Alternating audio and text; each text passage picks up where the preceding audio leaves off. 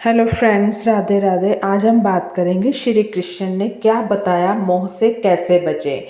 कृष्ण ज्ञान के प्रकाश में मोह का अर्थ है किसी वस्तु, व्यक्ति या अनुभव के प्रति ऐसी ये शक्ति जो हमें अपने धर्म, कर्तव्य, आत्म स्वरूप से विमुख कर दे।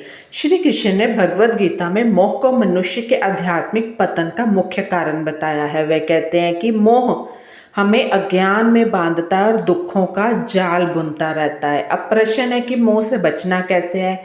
मैं और मेरा के भाव से ऊपर उठो। श्री कृष्ण समझाते हुए कहते हैं कि संसार में जो कुछ भी है वह नश्वर है, परिवर्तनशील है। तुम्हारा क्या था जो तुम लायक हो, तुम लायक क्या थे जो तुम्हारा है ना।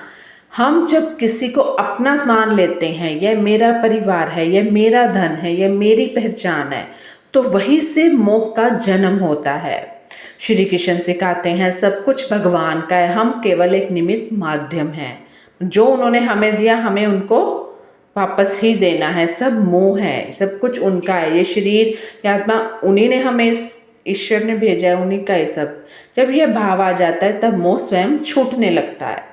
कर्म योग, निष्काम भाव से कार्य करना।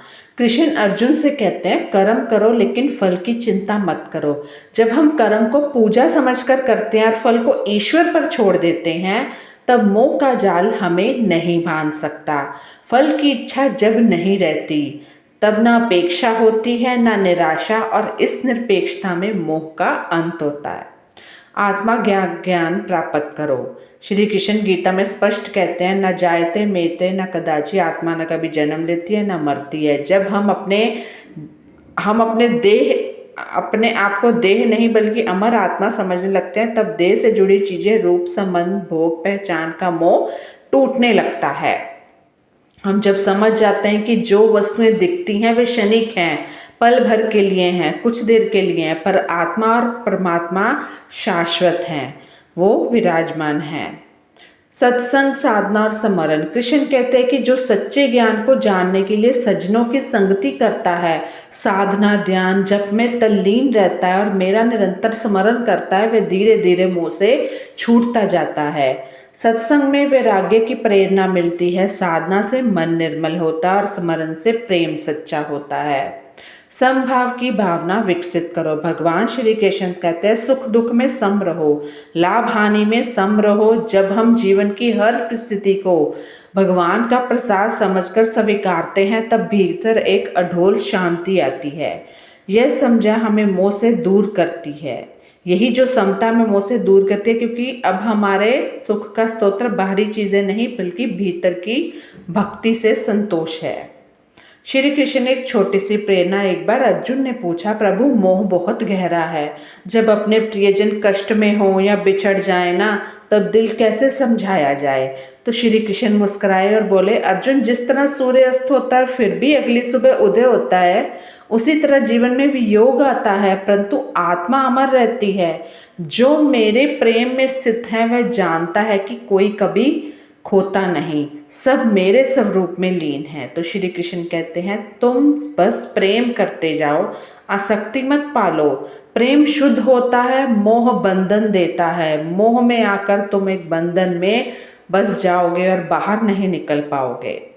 यही भेद समझ लो तो मोह स्वयं जलकर भस्म हो जाएगा। तो क्या शिक्षा, क्या सीख कहते हैं कृष्ण जी, सब कुछ भगवान का, ये दृष्टि देखो। कर्म करो, फल की अपेक्षा मत करो, आस्था को जानो, शरीर से अपनी पहचान ना बनाओ। सत्संग, साधना और श्री कृष्ण स्मरण को जीवन में उतारो।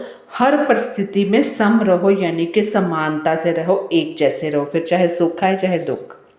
एक कहानी के माध्यम से जानेंगे मोह का माया जाल। कृष्ण कथा है, बहुत समय पहले की बात है। द्वारका नगरी के पास एक छोटा सा राजा था, आनंदपुर।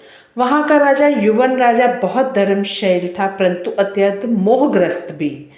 उसे अपने पुत्र शौर्यसेन से इतना प्रेम था, बहुत ही प्रेम था, इतना प्रेम कि वह उसे किसी कठिनाई में देख ही नहीं सकता था। पुत्र के सुख के लिए राजा ने धर्म अधर्म का भेद तक छोड़ दिया। सारा दिन पुत्र के ही स्नेह में लगा रहता। एक दिन राज्य में काल पड़ा। अन्न का भंडार खाली हो रहा था। प्रजा भूख से व्याकुल थी, बेचैन थी। मंत्रियों ने सलाह दी कि राजकुमार शौर्य सेन को भी अन्न वितरण कार्य में लगाना चाहिए, ताकि वह आगे चलकर प्रजा का दुख समझे, उनकी पीड़ा समझे। परंतु राजा युवन ने कहा, नहीं, मेरा पुत्र कठिनाइयों के लिए नहीं बना है। वह राजमहल में आराम से रहेगा। ये सब चीज़ें उसके लिए नहीं बनी हैं। तो जो मंत्री था वो चुप कर गया। बस फिर क्या था, राजा का मोह इतना बढ़ चुका था कि वह सत्य और न्याय को भी दरकिनार कर रहा था।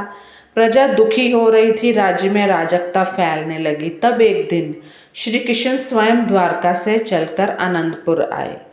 उन्होंने प्रजा को देखा, सारे हालात देखे। इतने में वो राजा युवन के राजमहल में उन्होंने प्रवेश किया। राजा ने उन्हें आदरपूर्वक आसन दिया और अपनी समस्याएं सुनाई। कृष्ण मंद मंद मुस्कुरा रहे थे, उनको तो सब पता था, और बोले, राजन, यदि तुम चाहो तो मैं तुम्हें एक अद्भुत उपहार दूंगा जो तुम्हारे सारे दुख धर लेगा। तो राजा ने उत्सुक होकर पूछा, प्रभु, वह कौन सा उपहार है? तो कृष्ण ने उत्तर दिया, वह उपहार है मोह त्याग। मोह को त्यागना है तुमको। मोह त्याग, प्रभु, ये कैसे संभव है? राजा ने कहा, पुत्र से प्रेम कैसे छोड़ा जा सकता है?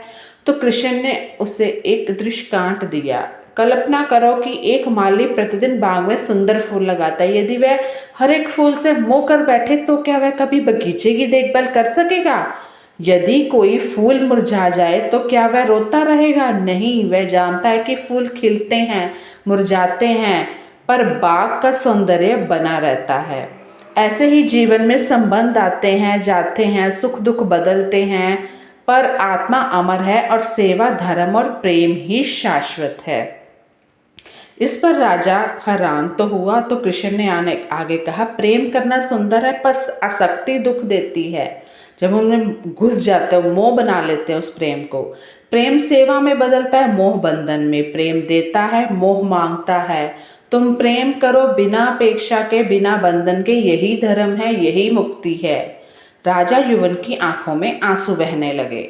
उसे अपनी भूल समझ आ गई। उसने प्रण किया कि वह मोह छोड़कर धर्म पूर्वक अपने राज्य और प्रजा की सेवा करेगा। उसने शौर्य से बदल भी प्रजा की सेवा में धीरे अनंतपुर फिर से फलने फूलने लगा। प्रजा सुखी हुई, राजा प्रसन्न हुए और श्री कृष्ण के वचनों ने वहां स्थायी शांति स्थापित कर दी।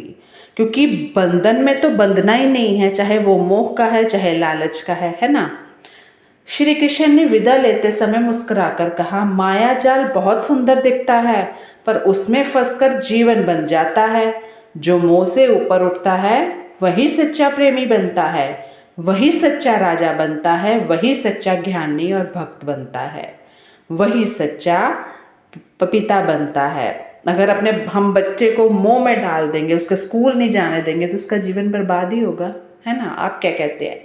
कृष्ण का संदेश कहता है कि प्रेम करो, मोह नहीं, सेवा करो, स्वार्थ नहीं, कर्म करो, फल की चिंता नहीं, जियो आत्मा के स्वरूप में, देह के अंधकार में नहीं। तो कैसी लगी ये वीडियो ज़रूर बताना। जय श्री कृष्णा।